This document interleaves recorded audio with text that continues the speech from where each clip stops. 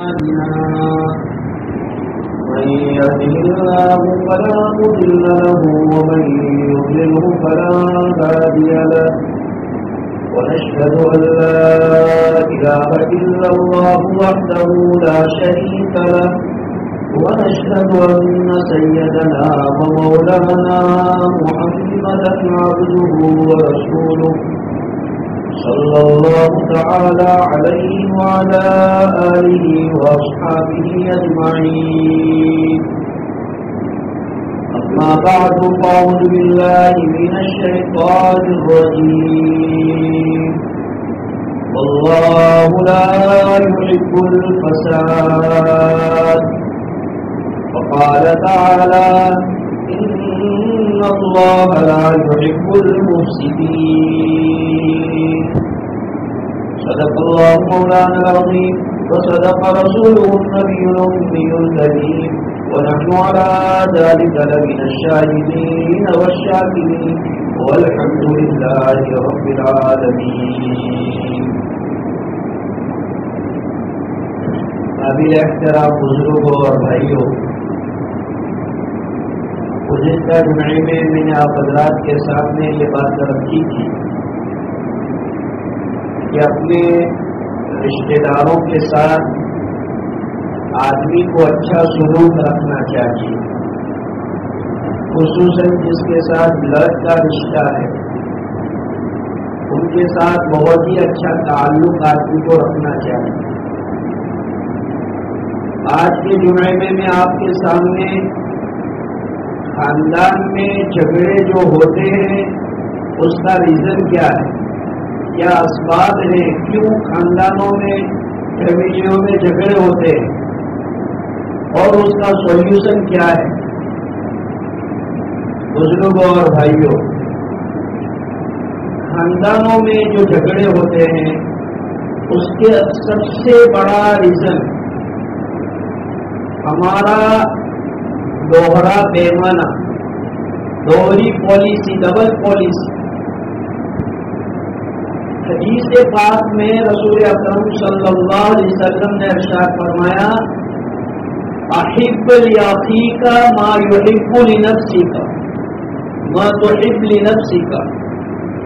تم اپنے لیے وہ پسند کرو، تم اپنے بھائی کے لیے وہ چیز پسند کرو جو تم اپنے لیے پسند کرتے.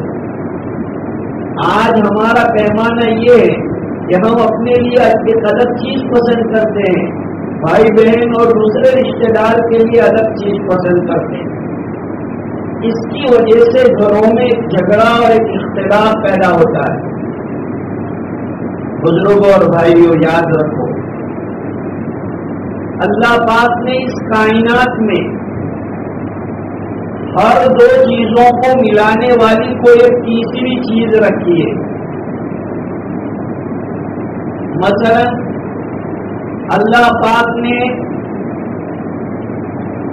دو اینٹوں کو ملانے کے لیے سیمنٹ اور گارا رکھا ہے، دو کپڑوں کو ملانے کے لیے سلائی رکھی ہے، دو کاغذ کو ملانے کے لیے گلو رکھا ہے، گوند رکھا ہے، اور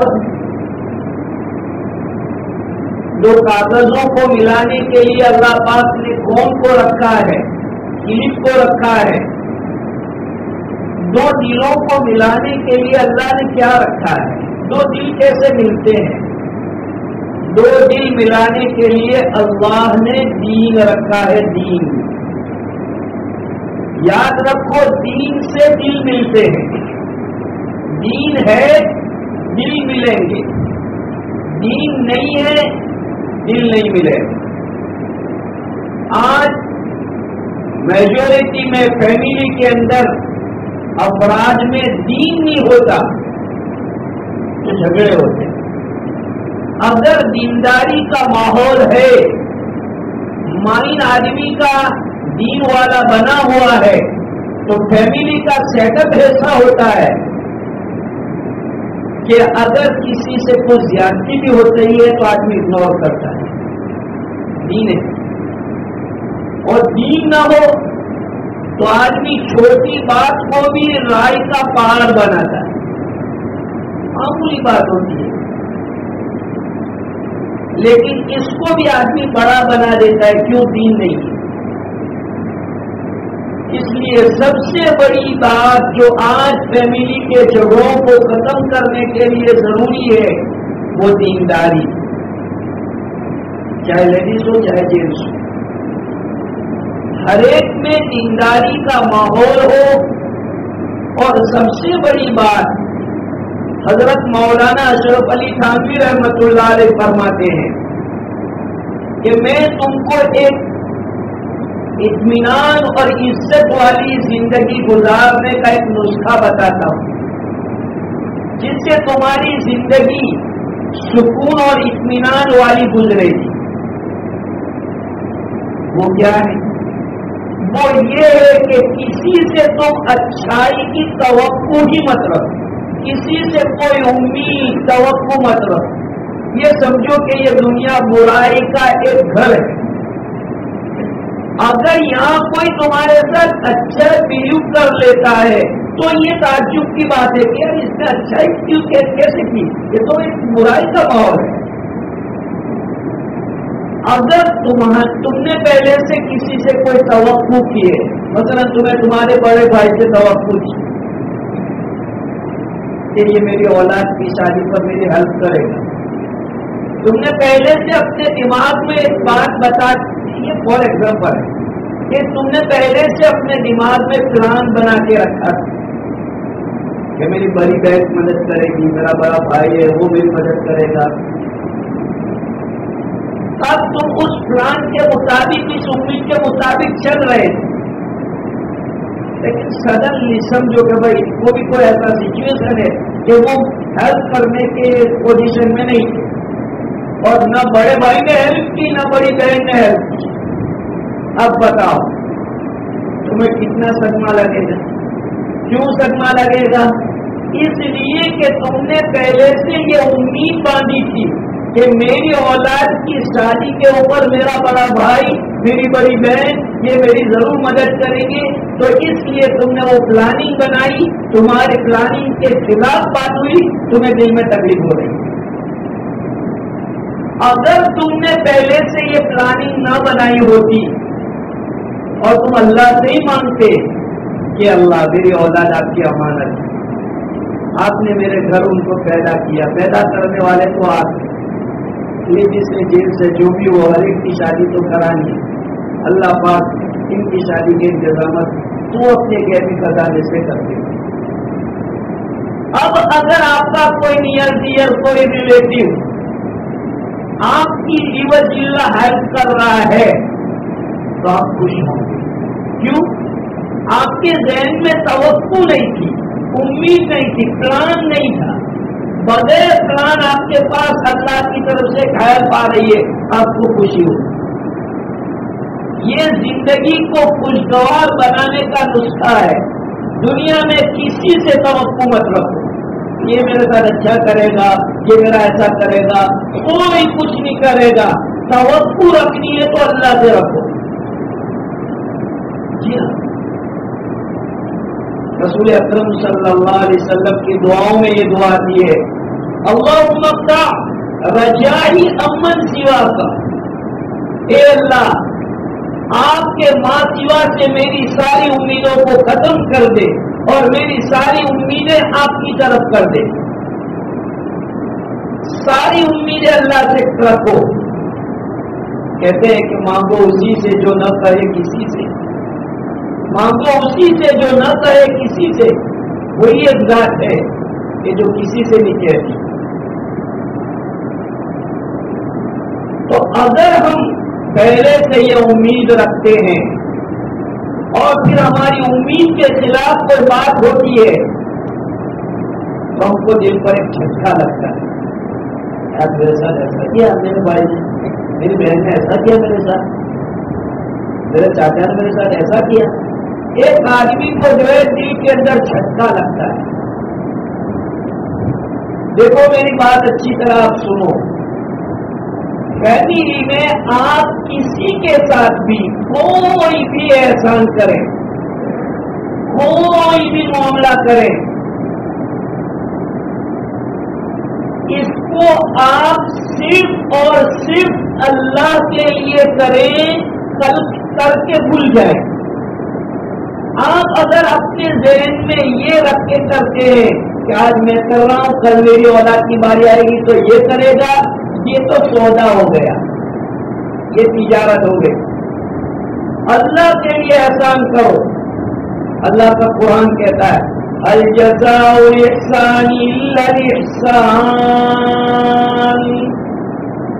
احسان کا بدلہ تو احسان ہی ہے۔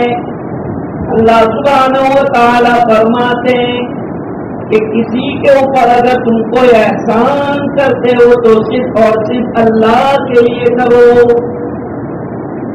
وما آتيتم من ربا ليربو في أموال الناس فلا يربو عند اللہ۔ اللہ کا قرآن کہتا ہے تم فیملی میں کسی کی مدد کر رہے ہو اس نیت سے کہ کل میرے یہاں کوئی میٹر بنے گا تو یہ میری مدد کرے گا، تو یہ تو بیاج ہو گیا، یہ تو سود ہو گیا۔ ایسا مت کرو، امید اللہ سے رکھو۔ وَلَا تَمْنُن تَسْتَكْثِرْ، قرآن کی آیت پڑھ کے سنا رہا ہوں میں تمہیں، یہ اللہ کا قرآن گواہ ہے۔ سورہ مدثر میں اللہ پاک اپنے نبی کو کہہ رہے ہیں وَلَا تَمْنُن تَسْتَكْثِرْ، تم کسی پر اس لیے احسان نہ کرو کہ وہ بدلے میں تمہیں ڈبل دے گا، وہ بدلے میں تمہارے ساتھ اور زیادہ کرے گا۔ آج فیملی میں کیا ہوتا ہے، بہن کے گھر شادی ہوتی ہے تو آدمی کہتا ہے کہاں جائے گا، 5,000 روپیہ دیتا ہے، کہاں جائے گا، جب میرے گھر شادی ہوگی تو وہ 10 دے گی، وہ 7 دے گی۔ یہ امید کے ساتھ آدمی پیسہ خرچ کر رہا ہے، یہ غلط ہے۔ آپ اللہ کے لیے احسان کرو اور اس احسان کر کے بھول جاؤ اس کو۔ جی ہاں، دعوت ہے نیکی کر دریا میں ڈال۔ نیکی کر دریا میں ڈال کا میننگ ہی یہ ہے کہ نیکی کر کے بھول جاؤ کہ میں نے کیا کیا ہے، بس تمہارا رب جانتا ہے کہ تم نے کیا کیا۔ آج جھگڑے جو ہوتے ہیں اور فساد جو ہوتا ہے اس کی وجہ یہ ہے، آدمی احسان کرتا ہے پھر جب موقع آتا ہے تو وہ نہیں کرتا، بس تم بھولی گئے کوئی وستو یاد نہ تھی۔ تو میرے بھائیوں، اگر آپ اللہ کے لیے کرتے تو آپ کو یہ تکلیف نہ ہوتی۔ یہ جو تکلیف آپ کو ہو رہی ہے، آپ نے دماغ میں پلان بنایا تھا کہ بھائی میں اس کے ساتھ احسان کر رہا ہوں، یہ جواب میں میرے ساتھ احسان کرے گا، اب نہیں کر رہا ہے تو تمہیں تکلیف ہو رہی ہے۔ ہمارے یہاں فیملی میں ہوتا یہ ہے کہ ہم لوگ شروع میں جب ہوتے ہیں تو برابر رہتے ہیں، معاملہ کلیئر نہیں کرتے۔ مثلا ایک باپ کے 3 بیٹے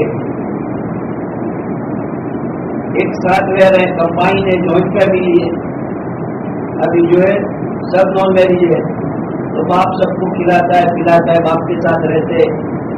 اب ایک بیٹے کو اللہ نے دیا تو یہ باپ کا سپورٹ کرتا ہے،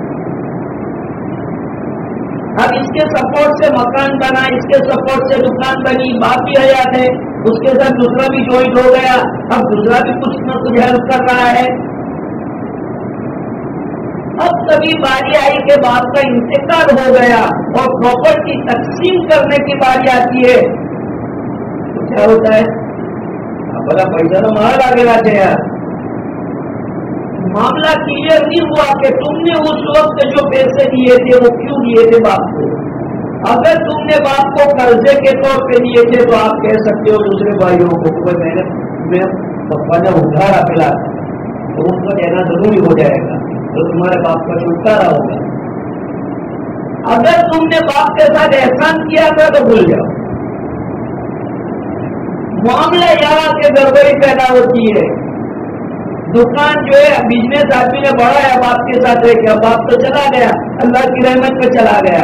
اب ایک دکان اور 3 دعوے دار، اب یہاں جھگڑا، اب آئی پراپرٹی سے وہ کہتے میں 12 سال تو میں آئی کو تو کھڑا کر دو، جمع کر دو. اب جھگڑا جو شروع ہو رہا ہے، پہلے سے معاملہ کلیئر ہوتا. اور آدمی اس لیے حدیث میں اللہ کے رسول صلی اللہ علیہ وسلم ارشاد فرماتے تعاشروا کالاخوان وتعاملوا کالاجانب، لوگوں کے ساتھ بھائیوں کی طرح سے سلوک، معاشرت، رہن سہن تو بھائیوں کی طرح، لیکن جب معاملہ ہو تو معاملہ اجنبی کی طرح کرو. لکھائی پڑھائی کے ساتھ معاملہ کرو. اس وقت تم نے محبت میں جوش میں آ کر باپ کو بغیر لکھائی پڑھائی کے پیسے دے دیے، بڑے بھائی کو دے دیے، بہن کو دے دیے، اور آج جب وقت آ رہا ہے تو تم اندر ہی اندر دبا رہے ہو کہ یار میرے بھائی نے سارے پیسے لے لیے، میرا پیسہ لگا ہوا تھا اور مکان تو میرا میں نے بنایا تھا، میری کمائی کا تھا، اور لے رہا ہے یہ. اب تکلیف ہو رہی ہے. کیوں تکلیف ہو رہی ہے؟ معاملہ کلیئر نہیں تھا. اگر معاملہ پہلے سے کلیئر ہوتا تو اب یہ تینوں بھائی یہ سمجھتے کہ بھائی مکان میں تینوں کا لگا ہوا حصہ، اس لیے اپنے مفتی صاحب سے پوچھتے. اب یہاں معاملہ یہ ہوتا ہے کہ مفتی صاحب بھی بیچارے چکر میں آ جاتے ہیں. کیوں کہ کیسے فیصلہ کرے تو کیسے کرے. 2 لاکھ اس کے لگے، 50,000 اس کے لگے، اس کا اتنا لگا ہے. اب سب آ کے کہتا ہے کہ میرا بھی لگا ہے، اتنا میرا بھی لگا ہے. مکان ایک ہے، لینے والے 3 ہیں، مفتی صاحب کیسے اس کو ڈیوائڈ کریں گے؟ اور ہمارے پاس صلح صفائی کی کوئی بات نہیں ہے، اظہار ہمدردی کی کوئی بات نہیں ہے. یہ جھگڑے فیملیوں میں یوں ہوتے ہیں. اس لیے بھائیوں، معاملہ جب کرو تو کلیئر کرو. کوئی بھی معاملہ جب ہو رہا ہو، قصہ مشہور ہے، حضرت عمر رضی اللہ تعالیٰ عنہ نے کے سامنے ایک آدمی کی کسی نے تعریف کی کہ بہت اچھا ہے. حضرت عمر رضی اللہ تعالیٰ عنہ نے کہا کہ کیا کبھی تم نے ان کے ساتھ کوئی معاملہ کیا ہے؟ کہا نہیں. پھر کہتے تم نے جو ہے اس کے بارے میں ایک اسٹیٹمنٹ دے دیا. دیکھنے میں کوئی سارے اچھے لگتے ہیں، معاملہ کر کے دیکھو.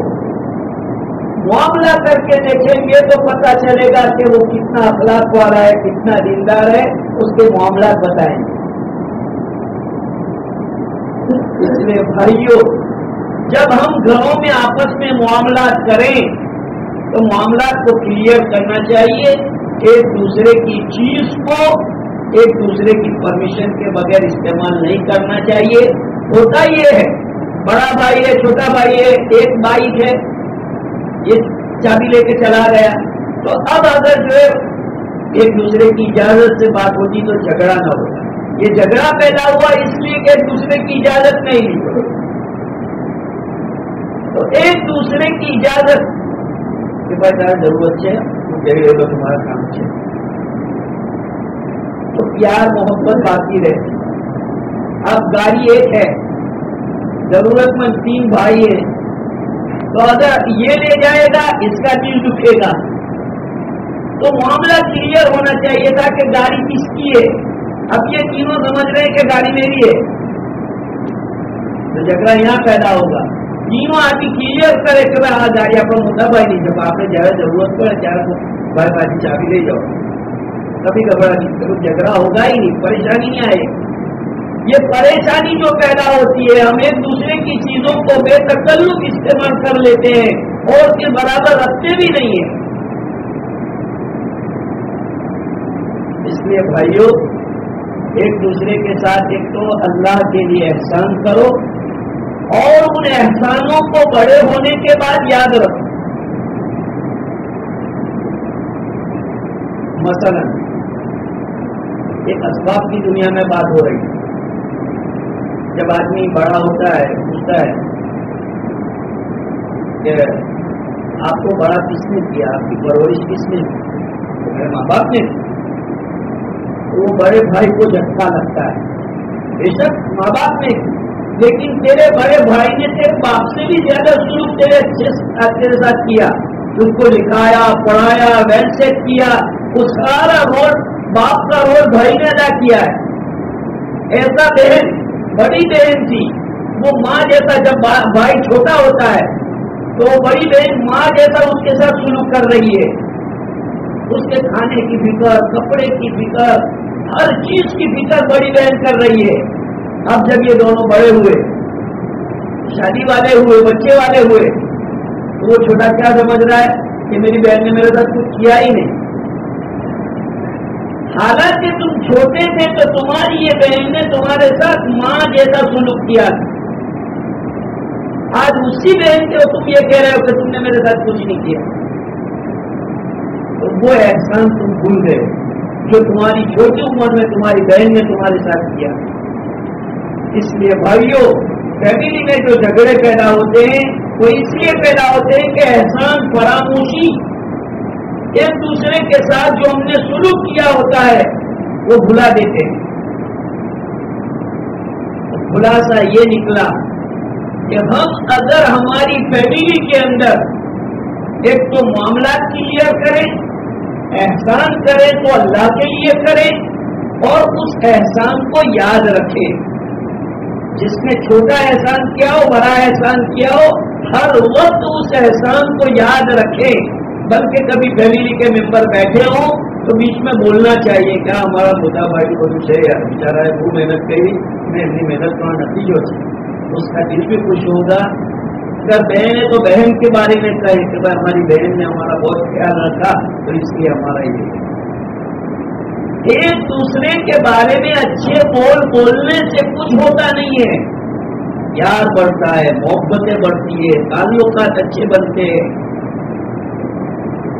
ایک میٹھا بول آدمی کی دل کی دنیا کو بنا دیتا ہے اور ایک کڑوا بول آدمی کے دل کو توڑ کے رکھ دیتا ہے۔